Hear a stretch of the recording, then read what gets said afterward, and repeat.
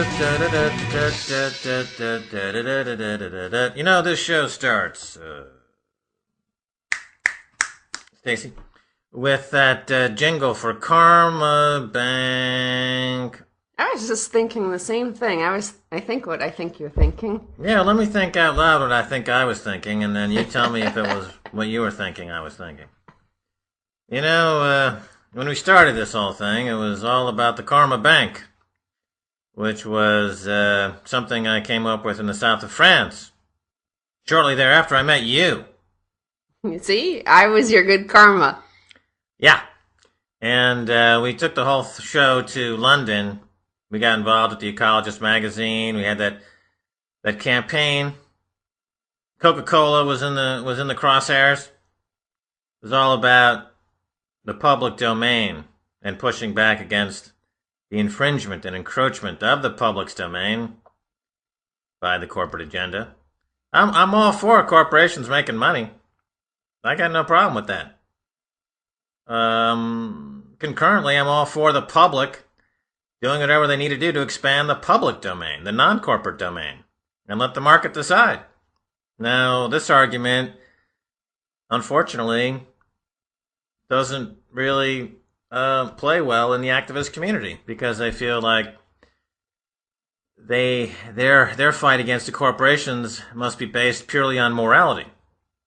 That by exercising their moral authority, they will somehow shrink the corporate tumor.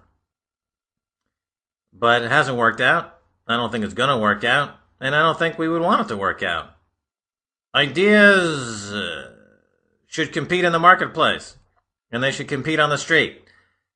You know, it's interesting because getting back to the top of the show, you know, that KarmaBanque ad that plays at the beginning of our show, it goes back to the KarmaBanque and the KarmaBanque campaign, which was set up to, as we used to say, use capitalism against capitalism, reverse capitalism, get activists to create boycotts that were big enough to attract hedge funds to start to sell short the companies that were being boycotted by the activists as a way to leverage the dissent buck. And intellectually, it attracted a lot of attention. Obviously, the Ecologist magazine liked it. It was very smart. But the activists themselves were loath to get involved because, as I said, they prefer to believe that their moral authority will somehow push back against the tide of privatization and corporatization. And it hasn't worked for them. You know, it hasn't worked for them for more than 2,000 years. Happy Easter, by the way. Happy Easter, yeah. I mean, unless you've got a personality like a Jesus Christ pushing your moral authority, you're not going to win the day. So until we have this kind of phenomenon again, I say, why not go into the mosh pit of competition and duke it out with the big boys, bringing some economies of scale. So anyway, the KarmaBanque era, as it were, for this show, it kind of petered out maybe a year and a half ago as we got more involved, you know, with the films that we were making exposing financial fraud and things like that, which then got replayed on YouTube. And then I started appearing on all these other networks and TV shows talking about the financial fraud.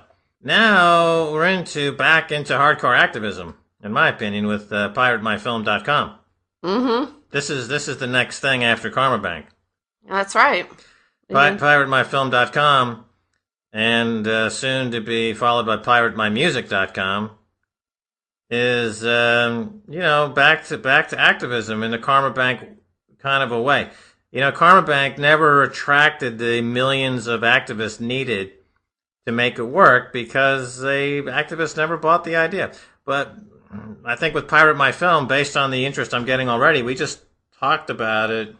I mean, we did this show here last Saturday, and then I talked about it for the first time on Alex Jones' show on Monday. And we've already gotten several hundred requests to put projects on the site.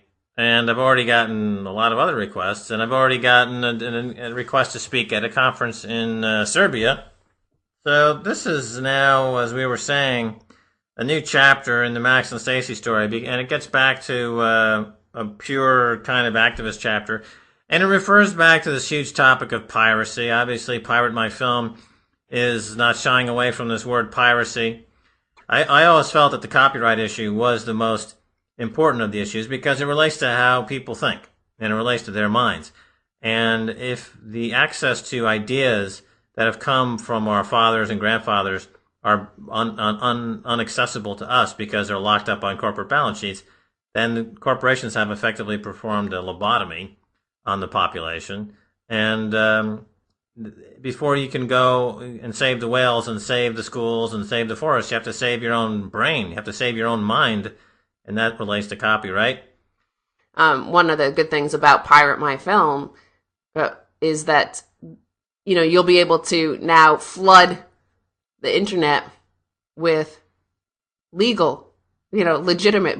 You want these things to be pirated. Mm-hmm. And, you know, let's bankrupt Microsoft and Warner Brothers and all these people monitoring your stuff being downloaded. That's right. We're going to crowd out the copyrighted material that's going down the current copyright path with material that is either non-copyrighted or has revenue sharing possibilities for both the financer and the producer.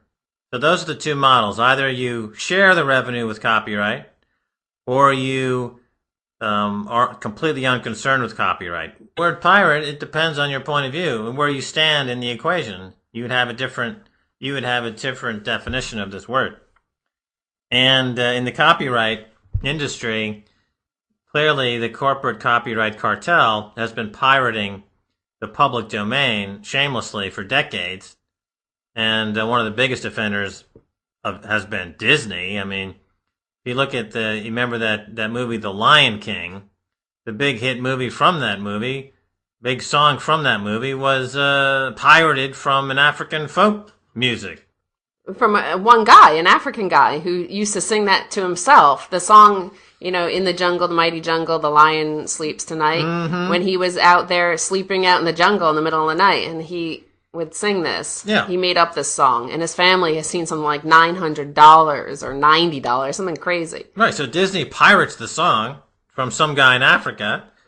Then, if anyone else tries to use this song for, what is it now, lifetime plus 70 years, they get sued by Disney. So it's completely asymmetric interpretation of law and freedom and democracy as those terms are understood. I mean, forget it. We don't have freedom and democracy. We've got an oligarchy, a kleptocracy, and a cacotocracy. Speaking of Disney and the pirates, who's the pirate? Or as Aretha Franklin said, who's zooming who? You know, who are the pirates in this case? Disney. They always point to Mickey Mouse as their pride and joy, their big frickin' Mickey Mouse logo and iconic rodent.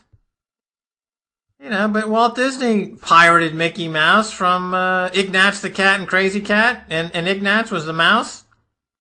Was it Steamboat Willie? That's another story. Steamboat Willie was a ripoff of Buster Keaton. They pirated the Buster Keaton film and Steamboat Willie. So first they pirate the idea of this animated mouse from 3 different sources that came before Walt Disney's Mickey Mouse of 1928. There was Crazy Cat and Ignatz. There was, and there's 2 other examples. Then they put him in a movie called Steamboat Willie, which pirated a Buster Keaton film. Then they take all the money they made from being pirates, and they buy politicians in Washington to pass laws to give them extended copyright protection for their pirated material. They're the biggest pirates. That's what I'm saying about this word pirate. Who's the pirate? The whole idea of making it cordoning off ideas using the barbed wire of copyright law is like giving yourself a lobotomy. It's pure insanity. And I think it's the linchpin activist issue. It's the one that PirateMyFilm is going after directly with like a ball-peen hammer on the forehead of these copyright cartel monopolists. Beep. And that was a very gentle beep. Yeah, it is effeminate. You know, Resonance FM 104.4 that you're listening to right now. We're going to do Pirate My Music, And we're going to put Resonance FM 104.4 is going to have a huge placement on the sister site. Whoa. The sister site to PirateMyFilm.com is going to be PirateMyMusic.com.